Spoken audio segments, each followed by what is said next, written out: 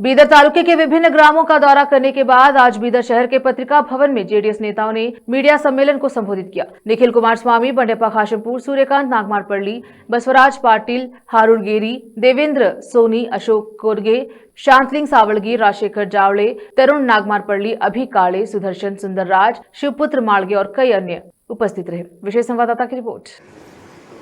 रैत मत्तिन्याವುದೋ side business main business ಯಾವುದೋ ವ್ಯಾಪಾರ ವಹಿವಾಟುಗಳು ಮಾಡಿ ಬದುಕನ್ನ ಕಟ್ಕೊಂಡಿರ್ತಕ್ಕಂಥವನಲ್ಲ ರೈತ.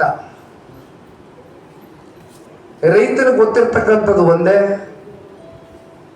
ಅದು ಕೃಷಿ ಮಾಡ್ತಕ್ಕಂಥದ್ದು.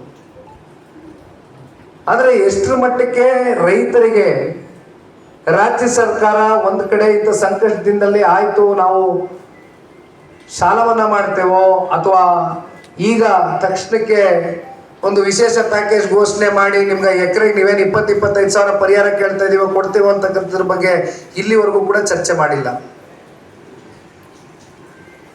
ಇನ್ನು ನಮ್ಮ ಕಡೆಯಿಂದ ತಾವು ಪ್ರಶ್ನೆ ಕೇಳೋದಕ್ಕಿಂತ ಮುಂಚಿತವಾಗಿ ನಾನು ಒಂದು ವಿಚಾರವನ್ನು ವ್ಯಕ್ತಪಡಿಸ್ಲಿಕ್ಕೆ ಇಷ್ಟಪಡ್ತೇನೆ. ಯಾಕೆ ಆಯ್ಕೆ ಮಾಡ್ತಾನೆ, ನಮಗೆಲ್ಲರಿಗೂ ತಿಳಿದಂಗೆ ಫಲವತ್ತಾಗಿ ಜಮೀನು ನಲ್ಲಿ ಒಳ್ಳೆ ಉತ್ಪಾದನೆ ಆಗಲಿ, ಒಳ್ಳೆ ಬೆಳೆ ಬೆಳೀತಕ್ಕಂಥದಕ್ಕೆ ರಸಗೊಬ್ಬರವನ್ನ ಬಳಸಬೇಕು ಅಂತಕ್ಕಂಥದ್ದು ನಿರ್ಧಾರ ಮಾಡ್ತಾರೆ. ಆದರೆ ಈ ತರ ರಸಗೊಬ್ಬರವನ್ನ ನೀವು ನೀಡಿದಂತ ಸಂದರ್ಭದಲ್ಲಿ ಒಂದು ಕಡೆ ಸರ್ಕಾರ ಕೊಡಬೇಕಾಗಿರ್ತಕ್ಕಂಥ ರಸಗೊಬ್ಬರ ಕೊಡ್ಲಿಕ್ಕಾಗಿಲ್ಲ. ಚೀಲಕ್ಕೆ 260 ರೂಪಾಯಿ ನಿಗದಿತ ಬೆಲೆ ರಸಗೊಬ್ಬರದ್ದು. ಅದನ್ನೇ ಹೋಗಿ ಒಬ್ಬ ರೈತ ಬ್ಲ್ಯಾಕ್ ಮಾರ್ಕೆಟ್ ಅಲ್ಲಿ ಖರೀದಿ ಮಾಡಿ 800 ರೂಪಾಯೋ 1000 ರೂಪಾಯೋ 1200 ರೂಪಾಯಿ ಕೊಟ್ಟು ತಗೊಂಡ್ ಬಂದಂತ ರೈತ, ಯಾವುದೋ ಪ್ರೈವೇಟ್ ಫರ್ಟಿಲೈಸರ್ ಕಂಪ್ನಿಗಳು ಇವತ್ತು ಯಾವ್ಯಾವ ರೀತಿ ರೈತನಿಗೆ ಯಾಮಾರಿಸ್ಕೊಂಡು ಹೊರಟಿದ್ದಾರೆ. ಲ್ಯಾಬ್ ರಿಪೋರ್ಟ್ಗಳು ನಿಮ್ ಕಣ್ಣು ಮುಂದೆ ಇದ್ದು ಕೃಷಿ ಇಲಾಖೆಯ ಅಧಿಕಾರಿಗಳು ಅದನ್ನ ಪರಿಶೀಲನೆ ಮಾಡಿದ್ರು ಕೂಡ ಎಲ್ಲಾ ನಿಯಮಾವಳಿಗಳನ್ನ ಉಲ್ಲಂಘನೆ ಮಾಡಿರ್ತಕ್ಕಂಥ ಆ ಕಂಪ್ನಿಗಳನ್ನ ಇನ್ನೂ ಕೂಡ ಯಾಕೆ ಸರ್ಕಾರ ಯಾವುದೇ ರೀತಿ ಕ್ರಮ ತಗೊಂಡಿಲ್ಲ?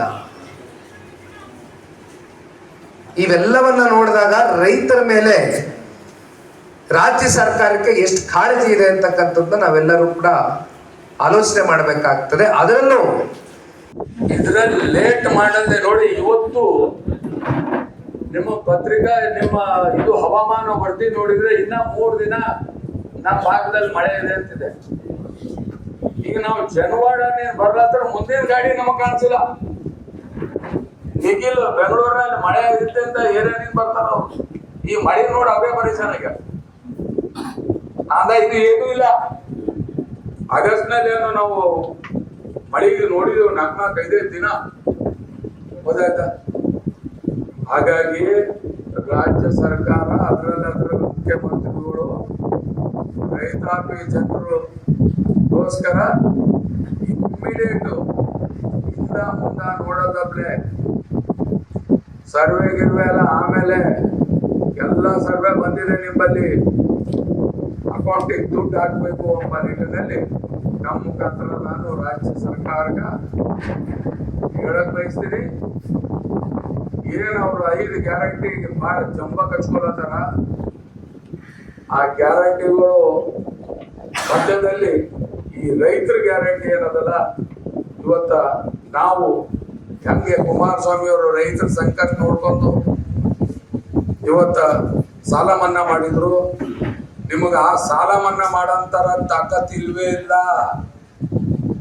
ಆದ್ರೆ ಕನಿಷ್ಠ ಅವರಿಗೆ ಎಕರೆಗೆ 25,000 ದುಡ್ಡು ಕೊಡ್ರಿ.